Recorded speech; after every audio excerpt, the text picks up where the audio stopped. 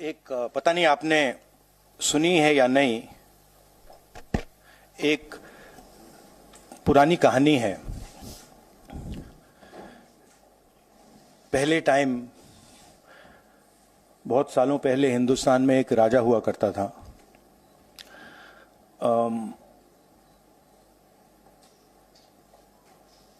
उसके खिलाफ सारे लोग खड़े हो गए थे। पूरी जनता, सारा का सारा ऑपोजिशन उन पर आक्रमण कर रहा था और वो टेफ्लॉन जैसे थे। उन पर जितना भी आक्रमण करो कुछ होता नहीं था। तो थोड़े साल बाद जो ऑपोजिशन के लोग थे, जो उसको रेजिस्ट कर रहे थे, वो बाहर एक ऋषि बैठा रहता था, उसके पास गए। उसने कहा कि बताइए, हमें बात समझ नहीं आ रही है। हम इस राजा पर 24 घंटा आक्रमण करते हैं, जनता इसके खिलाफ है, कुछ होता ही नहीं है। जितना हम इस पे आक्रमण करते हैं ऐसा लगता है कि हम गलत जगह तीर मार रहे हैं। तो ऋषि ने कहा, वो काफी नॉलेजेबल था, तो उसने कहा देखिए, एक्चुअली बात क्या है, ये जो राजा है इसकी आत्मा इसके अंदर नहीं है।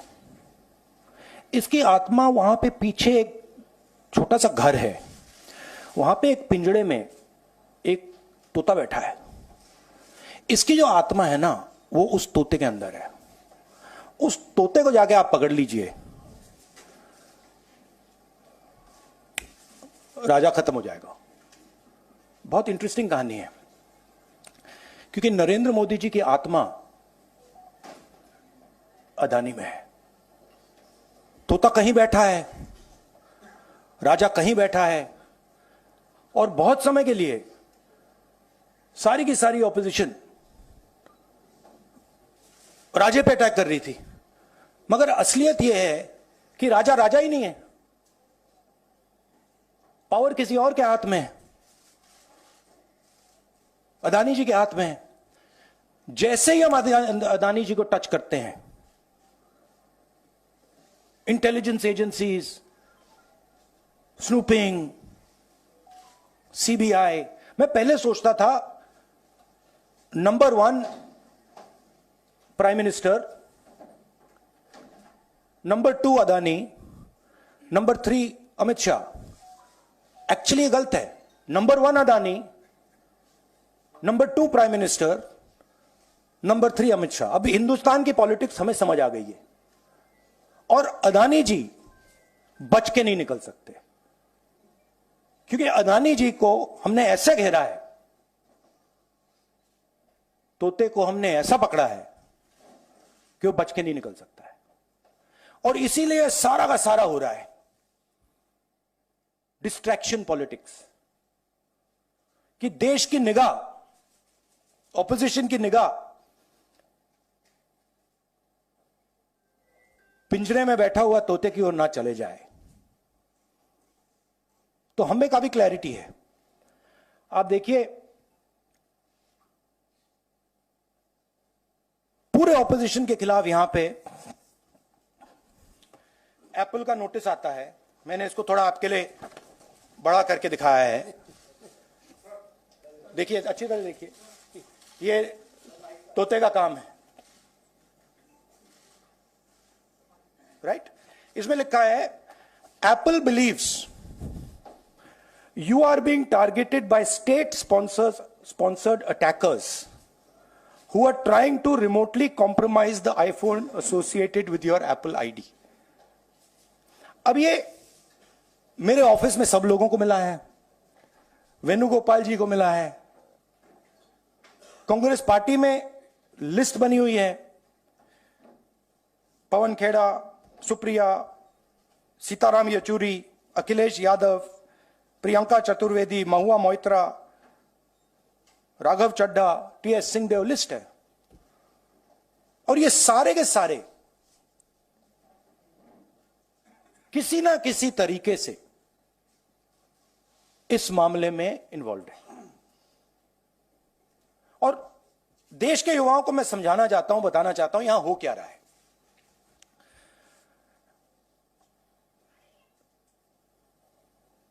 आपका ध्यान